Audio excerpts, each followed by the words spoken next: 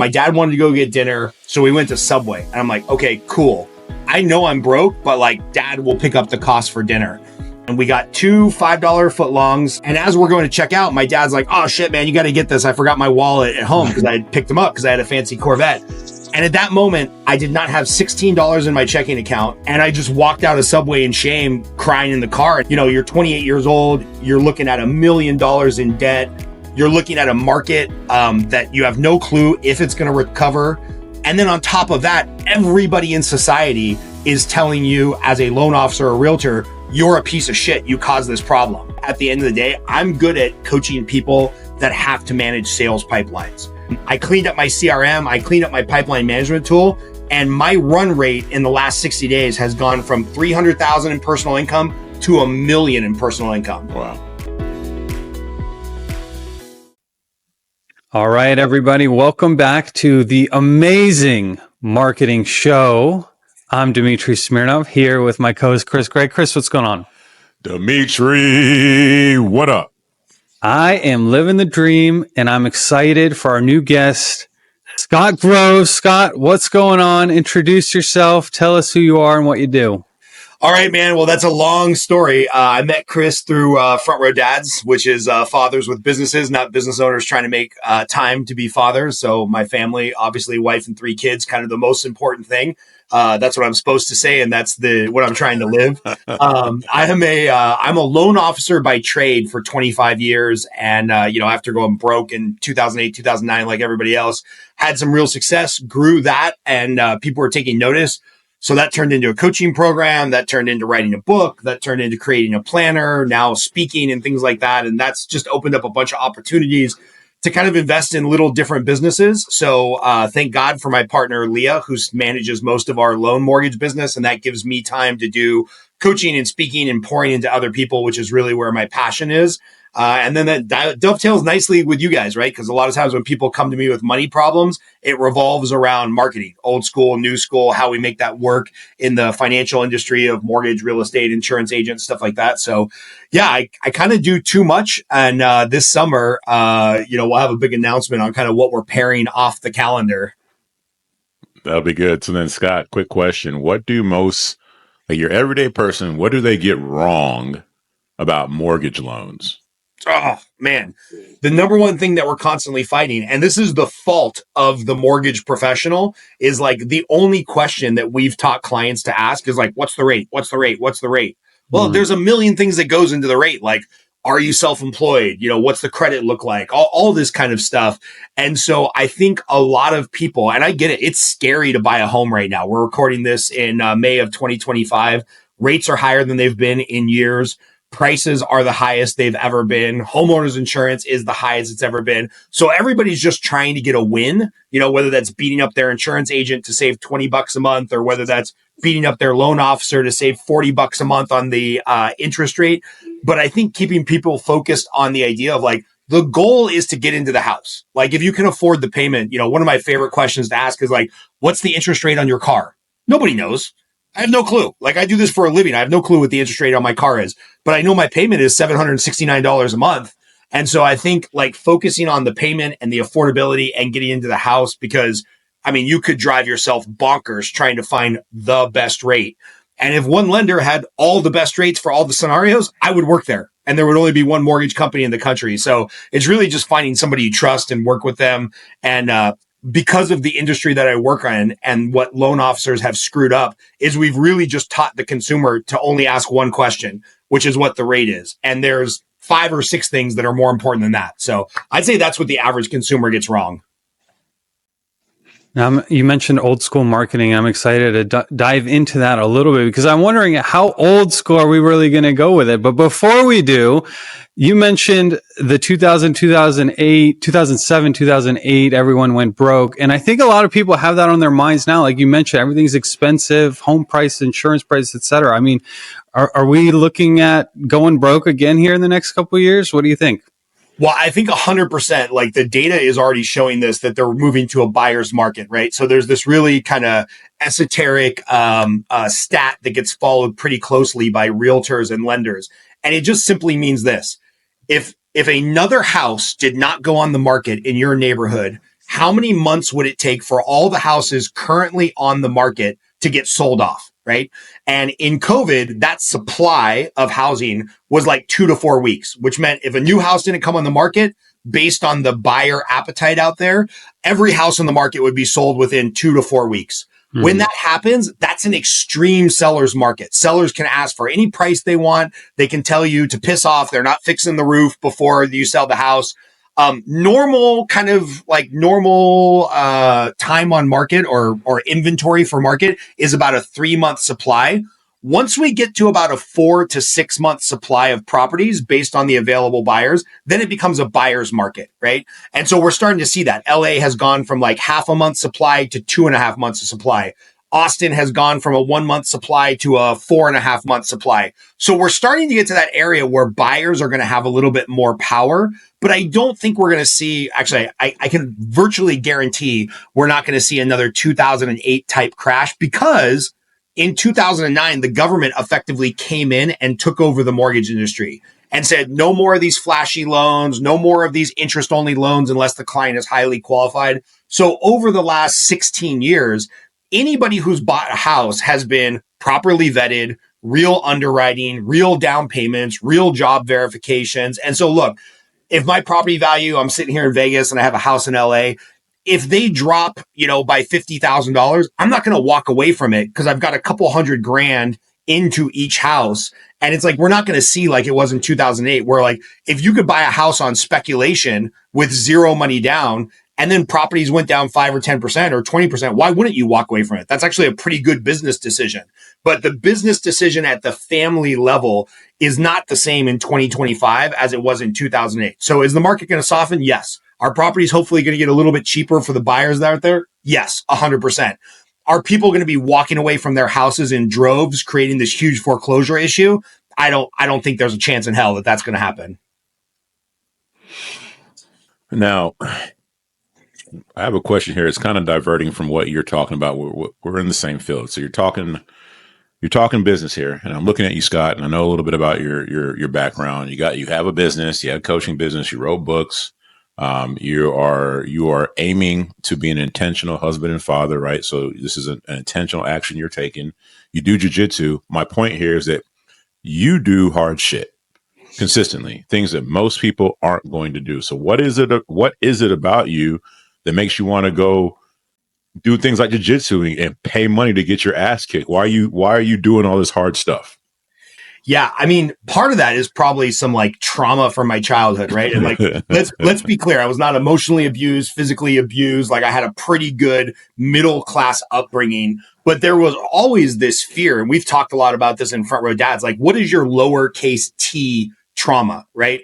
And my parents, even though we had a pretty good lifestyle, were always paycheck to paycheck. They didn't own a house until after I left for the Army. There was this constant like, you can do better, you can do more. So in some ways, it's like a disease or a shortcoming of mine that I'm just like kind of addicted to productivity, right? So it's like I'm addicted to productivity, and I have shiny object syndrome where I like to try new stuff. I call it SOS syndrome, like invest in new businesses. There's always something cool going on. So part of it is just like a default of mine, right? Like it's something I'm proud of, but I'm a little worried about, right? It's like, I can have a drink a night, but like if I have 20 drinks a night, that's a problem, right? And so same thing here. But I think doing hard stuff is just something lost in our society, right? Even the process of getting a mortgage, it is a linear process. This has to happen before this happens, before this happens. And I want to write a book called The Amazon Generation, where we've gotten so used to DoorDash and click a button and it's at my house within 24 hours.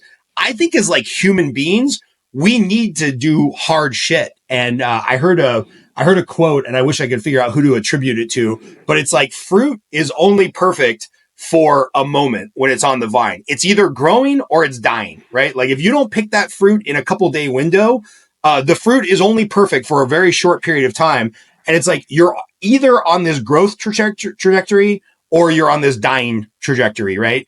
And unfortunately, I've seen a lot of men in my life, starting with, family members, where it's like men get to a certain age, which is where I'm at, 46, and they stop doing the hard stuff. And it's like things just fall apart in their family, in their business, and their life. So it's like, I've got a lot of fear around this of like, oh, am I going to end up like, dad or grandpa or whatever that were just kind of beaten down by the time they got in their 40s. And then the remaining 20, 30 years of their life were not particularly fulfilling. So for me, it's like, I'm always looking for hard shit to do, because I think that's just how we stay present and we stay like on this trajectory for growth. Like when people say they're bored, it blows my mind. It's like, dude, I don't have enough hours in the day to do all the cool stuff that I want to get good at.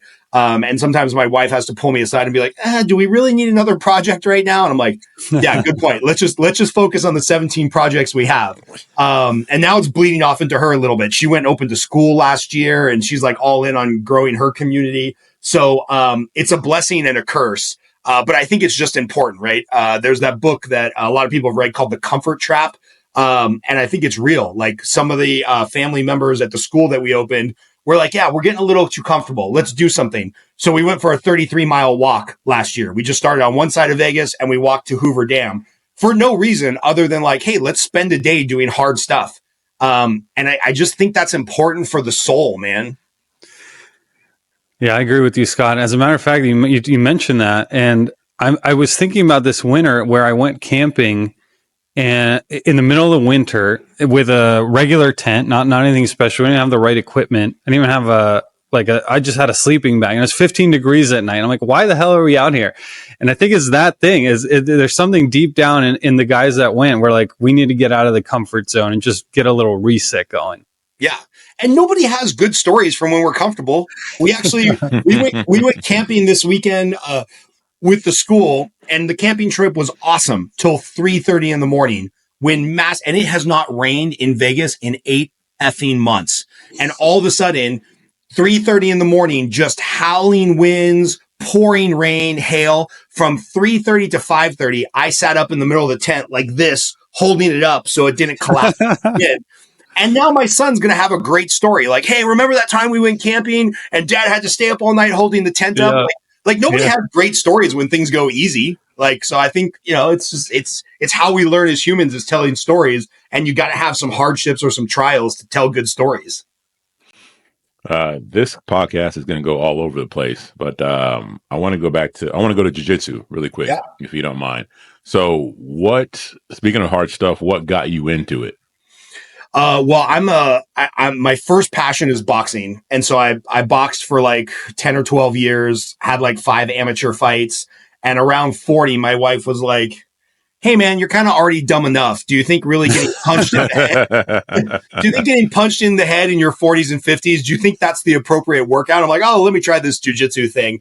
And then a couple of things happen from jiu-jitsu. One, it's like, it's a new skill, right? So everybody, doesn't matter who you are, how athletically gifted you are, how smart you are, everybody starts at the bottom. There's no shortcut in jiu-jitsu. You have to have time on the mat to get better. So that was kind of cool, like starting a new adventure. And again, maybe that's a fault of mine. Maybe that's a superhero power. We'll figure out which one of those two go on my gravestone.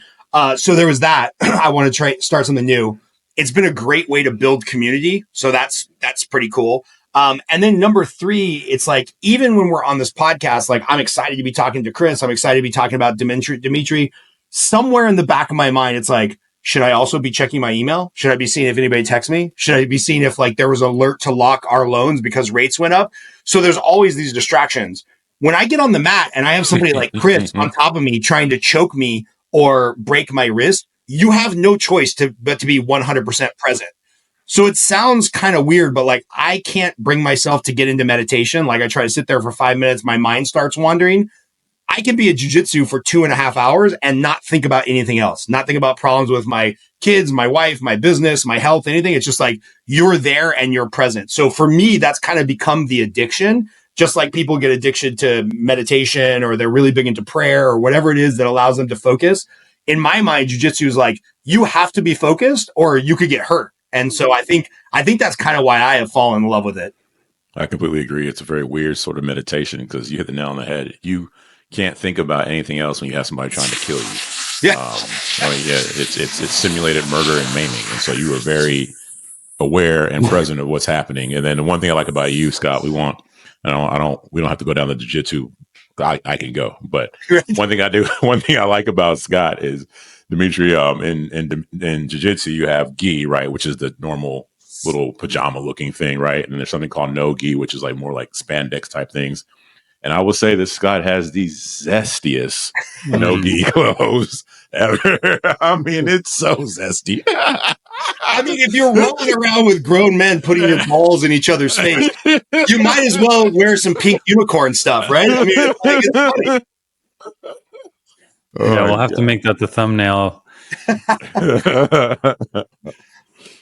All right. Well, Scott, in describing yourself, you've kind of described the man in the arena perfectly, which we love to get into on this podcast all the time.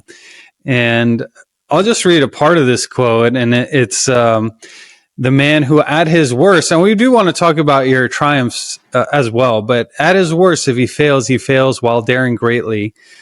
And so maybe you can give us an example of when you dared greatly and failed. Yeah.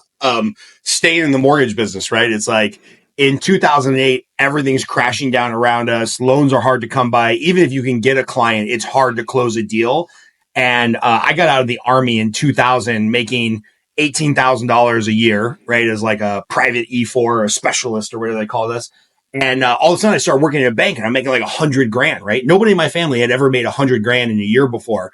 So I'm spending like a drunken sailor. I'm driving a Corvette. I'm like over leveraged on my property. And in 2008, when everything crashed, I can remember this like it was yesterday. My dad wanted to go get dinner. So we went to Subway and I'm like, okay, cool. I know I'm broke, but like dad will pick up the cost for dinner. And I wrote about this in the preface to my book. And we get there and we got two $5 footlongs and some chips and soda. So maybe $16 worth of food. And as we're going to check out, my dad's like, oh shit, man, you got to get this. I forgot my wallet at home because I had picked them up because I had a fancy Corvette. And at that moment, I did not have $16 in my checking account, nor did I have $16 of available space on any of my 5 credit cards to charge Subway to a credit card. And I just walked out of Subway in shame, crying in the car. And he comes out, he's like, what's going on? Right. He thought I was having a mental breakdown, which I probably was. And so $18,000 in 1999, last year in the Army, started making what I thought was amazing money. Little did I know you got to make a lot more than that to be financially secure. And then in 2008, I need to dig up that W-2 so I can share it. In 2008, I made $17,842 with like $10,000 a month overhead, right? So I was just charging things. And I mean, I don't think it would be ridiculous to say that, well, I know this for a fact, sitting in a room with loan officers, coaching them after we've kind of created the emotional safety and whatnot.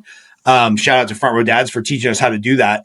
I've gone around the room to people that have asked in 2008, and about 4 out of 5 were at some point sitting there with a gun. Like ready to take their own life. Whoa. And I would be lying if I said I wasn't one of those. Cause it's like, you know, you're 28 years old, you're looking at $1 million in debt. You're looking at a market, that you have no clue if it's going to recover. And then on top of that, everybody in society is telling you as a loan officer or realtor, you're a piece of shit. You caused this problem. So it's like from, you know, Hillary Clinton with her famous liar loan speech, all the way down to family members of mine who were either financially distraught or losing their house. Like Scott is the poster boy for the piece of shit that made this happen. And you're broke and you don't have a capacity to earn money. It's like, when I say suicidal, it's like, it's for real. I know a couple loan officers that did take their life back then. And in talking to other loan officers who I coach now, who can kind of look back at that time and laugh at it because it was 15, 16 years ago, the amount of emotional and financial devastation that happened to people that were working in that space, it's overwhelming.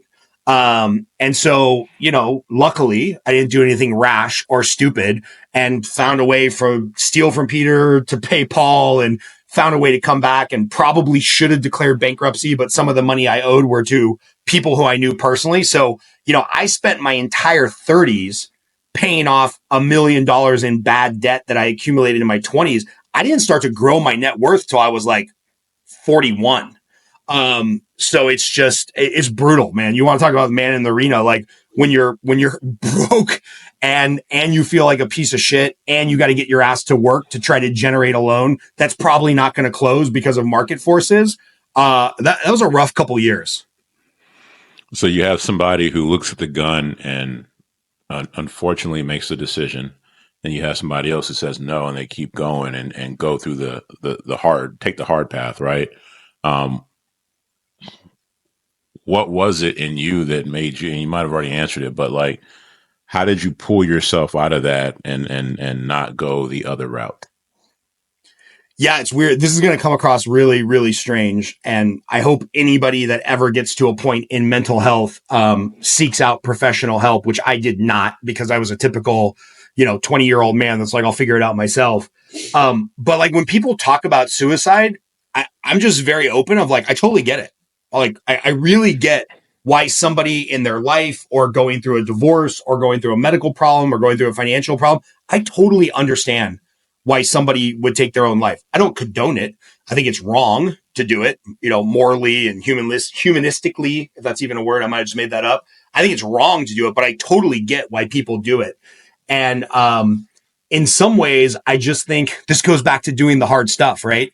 I think I was lucky enough as a kid, whether it was Boy Scouts that was run like a military unit because all of our leaders were in the sheriff's department and fire department and former military guys. So it's like when I got to the Army, I'm like, oh, this is easy. This is just like Boy Scouts. So whether it was that and then, wrestling in high school and then the Army and then boxing, it's like, I think I had done just enough hard stuff in my life where I was like, okay, cool. This is just another season of hardship, right?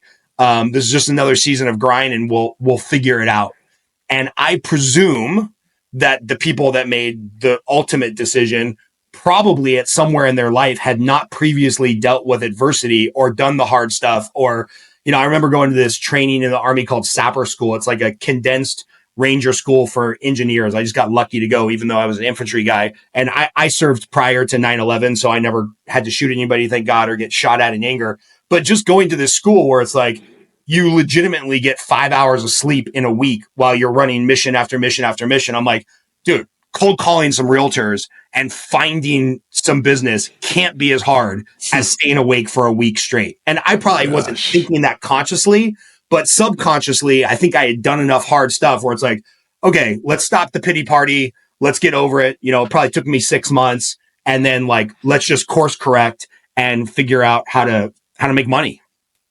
Yeah, it sounds like it comes back to do hard stuff, just like we talked about earlier. The doing hard stuff, no one ever picks it for themselves. They don't choose to go through the hard stuff typically, but they are so happy that they did once they're done with it. Interesting paradox. Yeah. Yeah. All right. So let's switch gears back to marketing a little bit. So even in the real estate business, there's a lot of need for marketing. And now, if you're working with Chris at Red Palm and you're a local business, you're doing real well with Facebook ads and funnels and ads. And if you're working with me at Big Life Marketing, you're an online business, you're also doing well. But I mean, is that what you find too? Or is there something that, going back to old school marketing, tell us about that? Yeah, I think the market, and maybe you guys can speak more intelligently to this than I can. I think the market is really bifurcating in between, we'll just call it big box and like hyper relational, right? So just thinking about the realtor of the future or the loan officer of the future or the insurance agent of the future, I think either you will be big box, super low cost leader, everything's online, good luck talking to an AI bot, or it'll be super relational. And that might mean local, like you just service your local area, right? Or it might mean that it's a deeper relationship with the consumer. But what I talk about a lot is like, cool, is there a place for large funnels, Facebook that goes to a white paper, that goes to this, that goes to that? Sure, absolutely, right? And a lot of that stuff is great for brand awareness with people we've already worked with or people that we want to work with, so that when you pick up the phone, you can make the sale, right? So it's like nobody has ever in the loan space gotten a realtor to say, hey, Scott, I saw your Instagram reel. I saw your TikTok dance. Now I want to trust you with the biggest financial decision of my client's life. That has never happened in the history of the mortgage space, right? And I can't dance for shit on TikTok. So luckily this has not happened. But if you're doing we'll call it the meta marketing, pun intended, When I call that realtor and they've seen my Facebook stuff and they've seen my ads on Instagram and they've seen the content I'm putting out and maybe they've read one of the white papers or they've landed on my landing page, you're just increasing the propensity that that person will take your call when it's time to build the relationship and ask for the deal. And the way that I describe this a lot is that a lot of people in a lot of industries, they hide behind social media or they hide behind email marketing or they hide behind things. Well, you're basically the nerd in every 80s movie who doesn't get the girl because you never lean in for the kiss. And so one of the things that I'm talking to a lot with our coaching clients is like, yes, and right, do all this stuff, put up the social media content, do the weekly newsletter, do all that stuff. And at some point, you got to lean in for the business kiss and actually ask for the business, right? At some point, you guys had to ask me to be on this podcast. I knew that it existed. I like Chris a lot. We've had deeper conversations than most humans I've only met once because we are in Front Row Dads together. But at some point, you got to do the outreach and be like, hey, man, no, we actually want you to be a guest on the podcast, right? And so same thing, I think, in a lot of businesses, because things have become so automated and because social media marketing is powerful and because brand awareness is powerful, a lot of businesses are hiding behind that. And then they either haven't identified the person that can build the relationship or they haven't identified the system or process to actually pick up the phone, make the call and make the sale. Because in all businesses, nothing happens until somebody checks out or they sign on the line, which is dotted. Until then, it's all just kind of, optimistic logistics. And so that's what I would say old school. It's like, if you run a service-based business and like, look, if you're selling widgets on Instagram, I bought a $20 package of connectors to tie to my backpack to secure my water bottle. I don't need to have a relationship with that guy. But if somebody's going to be my financial advisor, I might learn about them online, but eventually we have to have a conversation and be in a relation for me to be like, oh yeah, cool. I'm going to transfer this $100,000 to you to manage this, IRA that I have. And I think that's missing right now in a lot of businesses because there's a bunch of 22-year-old life coaches on Instagram telling them just, buy my $99 funnel and leads will rain from the sky. It's like, bro, you're 22.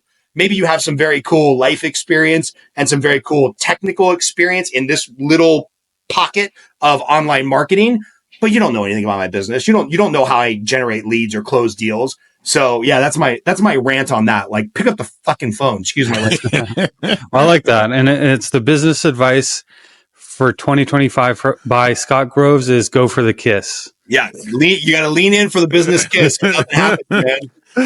It's that whole ready, fire, aim principle. I think it's for businesses under $1 million or whatever, where it's fun and easy to do everything. Pick the logo, the name of the business, that, the other, the branding, this, all that stuff. It's fun. The hard thing is actually sales and marketing. And so, and that's me talking to myself, because I could distract myself with everything else, but the hard thing, which is sales and marketing. And then again, this podcast is all over the place, so bear with us. Going to being a husband and a father who has a business. Let me speak for me before I ask you this question. I know a kick in the nuts moment for me when it comes to like doing everything but the hard stuff was I'm over here, I'm hitting it hard with business.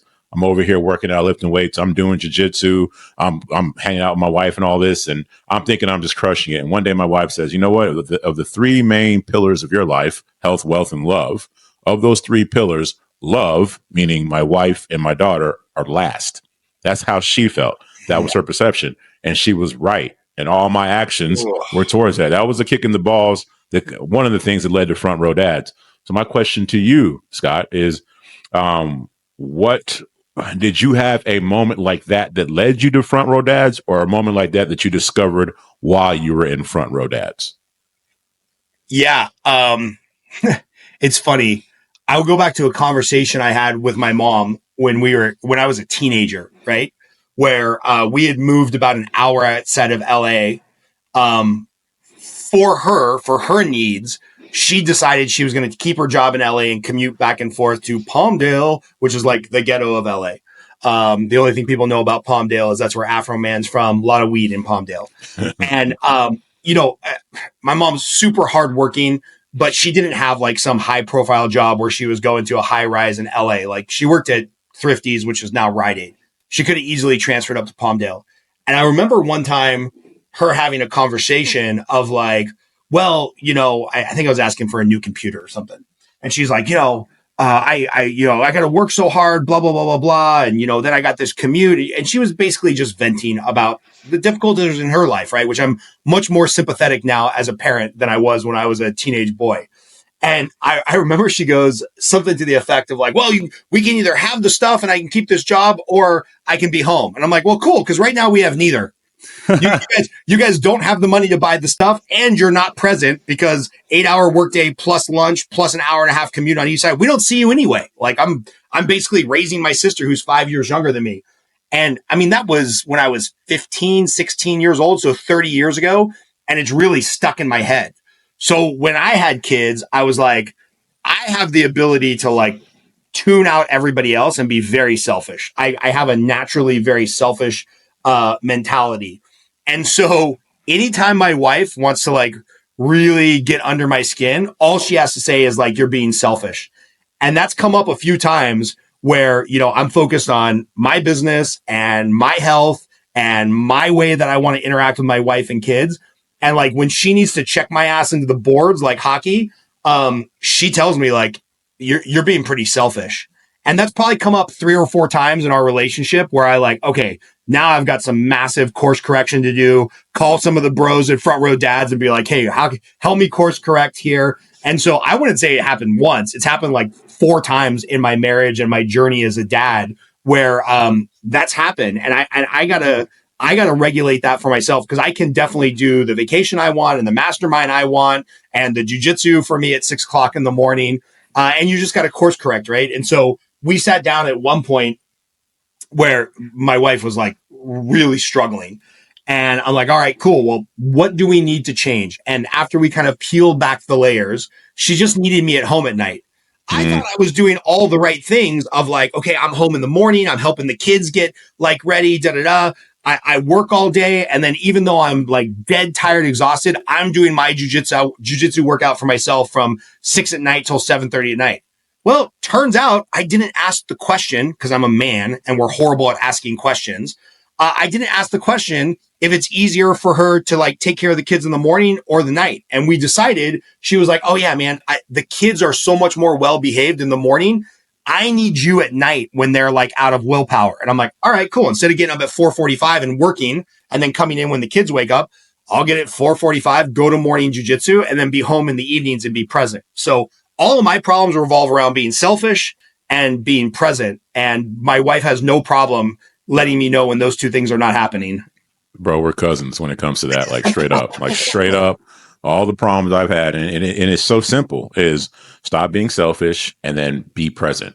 Like of all the things she was talking about, it came down to me. Like when I'm done with work, I go out there and I'm talking to my wife and daughter and actually be there and listen. Even if they're talking about a bunch of details that I don't give a shit about, be there and listen. And that's all they want. It's that simple, but it could be hard. Super hard. And by the way, same thing in business, right? Like just don't be selfish and be present. One of the things I talk to coaching clients all the time, and I do this at the beginning of this one keynote that I give where I'm like, hey, stand up if you can tell when you're on the phone with somebody and they're doing something else. I don't care if it's your mom and they're doing laundry or you're on the call with customer service and they're, typing and closing out the ticket for the last call they were on. Just like stand up if you can tell when somebody is on the phone with you and they are not present. Of course, everybody stands up. And I'm like, stay standing if you do the same shit. And everybody stays standing. And I'm like, why do you think you're so special that when you're on the phone or you're on Zoom and you're trying to build a relationship with a client, why do you think you're so special and so smart that you can multitask and they won't be able to tell, right? And I would be willing to bet for those that are in the service industry, any client that you've lost, like every industry has some little saying, right? In the mortgage business, it's rate shoppers. In the real estate business, it's buyers or liars. And in this business, it's like you can't trust a deal that hasn't closed yet or what. Everybody has their little euphemism for clients that disappear. But I would be willing to bet if there was a drone flying over your shoulder and we could go all the way back to the game tape on the first interaction you had with the client, you weren't being present. And that's why they had to go look for another service provider or get a second rate quote or, look up your reviews online.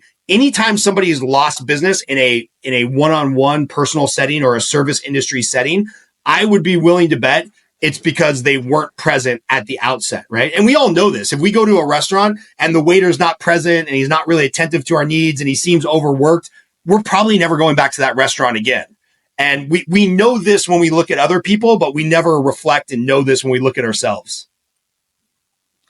Speaking of restaurants, that just gave me the idea, or I remember that if I have a delicious meal in front of me, but I'm not present to that meal, I'm doing something on my phone watching it, so I might as well have been just a plain chicken and rice instead of the deliciousness that was put there in front of me. It's like I just missed out on so much good times for my taste buds by not being present. So I think that presence is critical. But Scott, tell us a little bit more about the coaching program. Like, how does that work, and who might it be for?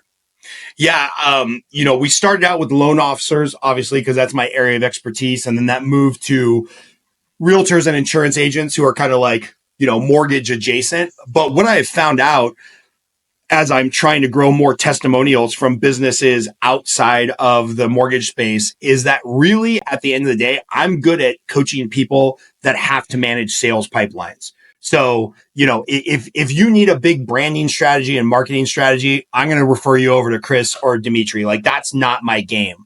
But if you're like, dude, I got to come up with my systems, my process, my sales cadence, my follow-up cadence, that's kind of where we shine in coaching for those people. I've got a buddy who I'm coaching right now, and he sells supplies to warehouses. And the funny thing is, like, a pipeline is a pipeline is a pipeline, right? He's got to go lead generate. He's got to build a relationship. He's got to fulfill a product, and then he's got to go back to resell them additional products. And we did like a 2-hour coaching session that I did just as like a bro favor. And he came in the other day, gave me a big hug. Our kids do jiu-jitsu together. Came in, gave me a big hug, brought me an iced tea because he knows I'm addicted to caffeine. And he's like, bro, I took everything you told me. I implemented it. Like, shocking. He did the work. I cleaned up my CRM. I cleaned up my pipeline management tool. And my run rate in the last 60 days has gone from 300,000 in personal income to $1 million in personal income. Wow. I'm like, well, no more bro favors, bro. You're going to start paying me for coaching with that kind of money.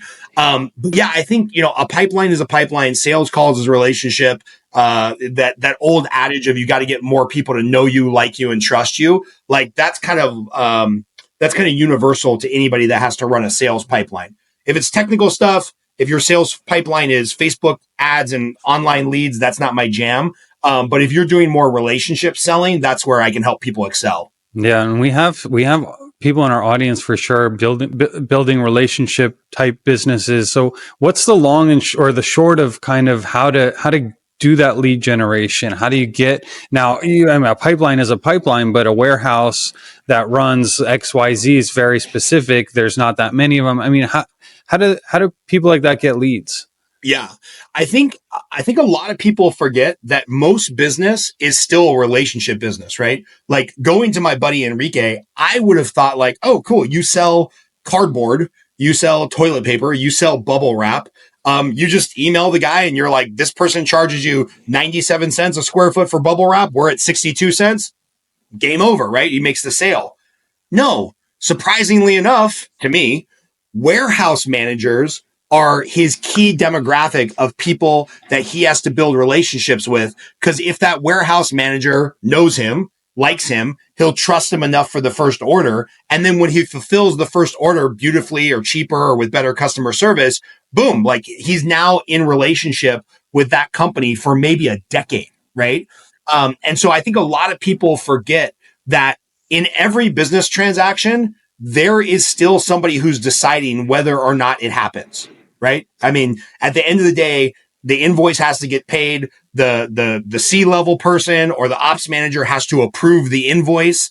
And there's a relationship there, right? Now, if I'm buying a pair of Nikes, I have a relationship with them because they're one of the biggest brands in the country, right? I don't need a relationship with Tim Cook to buy the next iPhone because I'm already in love with that product. But at some point, I walked into an Apple store and was like, hey, I'm on Droid. All my friends are bitching at me that their text bubbles are turning green. What do I need to know about getting an iPhone? Like, what kind of pain in the ass is this going to be to switch from Droid to iPhone? And somebody at that store, even if it just happened in 20 minutes, built a relationship with me and made me feel comfortable to change my whole ecosystem from Android over to Apple, right? I didn't just go online and order an Apple phone or an iPhone for the first time. So I think a lot of people miss out that there's still a relationship, right? That has to be built on anything. And the higher the ticket price, right? Whether it's mortgages or sometimes I make fun of people. I'm like, why do you sell a $5,000 product when you could be just as good as a loan officer selling a $500,000 product? And then I look at myself and I'm like, I'm pretty good at building relationships. Why am I not selling a $50 million product like private jets? And at every step of the way, there's some relationship that has to be made for the sale to close. Now, with you guys, with what you're doing, you might have mastered building that relationship through social media and an email cadence and like getting in touch with people. But I think there's a fair amount of business professionals that miss the fact that there is still a personal relationship to be made to consummate the sale. So it's kind of how I think about it. You got a lot of things going on, a lot of irons in the fire, like you were talking about earlier, Scott. Tell us a little bit about the Panda Planner, please. Oh, thanks, man. So I wrote this book called Lead Generate 61 Days to Double Your Pay. It's industry agnostic, just allows people to kind of get in a 2-month if they want to do it on the weekend, or a 3-month if they don't want to do it on the weekend, cadence of doing the lead generation, making the calls, doing the proactive reach out. And then what I kept hearing back from the audience was like, I love the principles. I have a hard time staying consistent. And I'm like, okay, well, the way that I stay consistent is I use this tool called a Panda Planner. Huge company. They've sold millions of Panda Planners. And that's what I use as my tool. And then through this crazy convergence of events that I won't waste your time on, we were able to do a joint venture with Panda Planner where they now have the Panda Planner Sales Pro version, which is again, just ubiquitous to anybody that's in sales, where it now is like, how do you set up your day? What are your big projects you have to complete? How do you start your miracle morning? Shout out to our boy, Hal Elrod, also in Front Row Dads. And then how do we manage our calendar? And like, how do we track our sales? And the funny thing is, this is for sure true in the mortgage business. It's probably true in other businesses. There is not a single CRM in the mortgage or real estate space that gives you a daily report of how many calls you made today, because they don't want to remind you that you're failing in your sales goals because they want you to keep paying for the CRM. So I tell people, even though it feels like a little bit of duplication of effort, like, should you put your notes in your CRM? For sure. Should you set your next follow-up item in the CRM for when you're going to get in touch with that client? For sure. But actually tracking, did I make the calls? I like to do that physically, which is why we're using the Panda Planner Sales Pro version. And, it's an easier tool to, instead of getting lost being busy, make sure that every day you're being a little bit productive. Like, did I make my 10 sales calls today? Did I make my 15 relationship building calls today? And so it's kind of just getting back to that old school rhythm, pen and paper of like, oh yeah, I called Dimitri. We talked about how we might want to work together in the future. I called Chris. I called this. I followed up with a text message. So it's really just a tool to stay on track during the day. And the other thing that I'm finding that it's doing, and I knew there was some science around this, but I didn't think the feedback would be as positive as it was. They're like, man, I love being in the physical pen and paper of the Panda Planner, because when I used to go to my digital calendar, or I used to go to my digital CRM, or I used to go to like my digital business plan, I get sucked into the Instagram notification, or a pop-up comes up from my bank and I'm worried I overdrafted my account and it turns out they're just trying to sell me a credit card, right? So like trying to stay out of digital and get some of this stuff old school back onto paper can be a real game changer for sales professionals. We'll be sure to drop that link here in the notes. Thanks, man. Appreciate that. Access. Yeah, no problem. Yeah, I like to call anything that has to do with being away from your screen as modern meditation. So yeah, in the journal, it's calm, and we all have our routines or our habits with our phones. It's like we unlock it and then go directly to Instagram. So completely feel you there. Okay, I'm so intrigued about the relationship concept, and I want to ask you a little bit more about it. Let's say there's someone who has a business that they need to build relationships with. Maybe mortgage brokers, or maybe investment brokers, or whatever, like business brokers. I mean, people hate cold calls, people hate cold email, whatever, all that stuff. I mean, how do you start a relationship? Yeah, it's a great question. And I can always tell when people in our coaching program are starting to take the coaching seriously. And that might be one day into the program or 1 year into the program. Because inevitably I get the text message or the email. Okay, Scott, I'm making the calls. What's the script? And I'm like, well, the script is this. If I'm calling Dimitri and I want to build a relationship with him, and by the way, I've never cold called somebody like out of the phone book in my entire life, right? I'll call Dimitri because he gets introduced to me by Chris, or I'll call Dimitri because we're in a similar, group of friends or front row dads or whatever, right? And I'll call, and the script is this: Dimitri, did I catch you at a bad time? That's it. Because if they picked up the phone, they're going to say, no, who's this? And I'm like, oh, this is Scott, man. We met through front row dads, da, da, da. And then the script is just to be a human, right? Like when I met my wife, I didn't have a script from like those guys that used to be on MTV, like the pickup artists. I wasn't like, I got to say this, and then I got to say this, and then she's going to say this, and I'm going to say that. It's like, that's not how conversation works, right? There's no way we could have possibly scripted out this conversation on this podcast because things go in different directions, right? So it's like, hey, Dimitri, it's Scott Groves. Did I catch you at a bad time? You're gonna be like, Scott who? Yeah, I totally wouldn't expect you to remember me. We met 6 months ago when we were on that podcast together, da, da, da. And then just start having conversation. How's life going? Like, how's business going, right? How are your kids doing? Like, just be personal. And I'm constantly telling salespeople, there's that old adage, nobody cares what you know until they know that you care.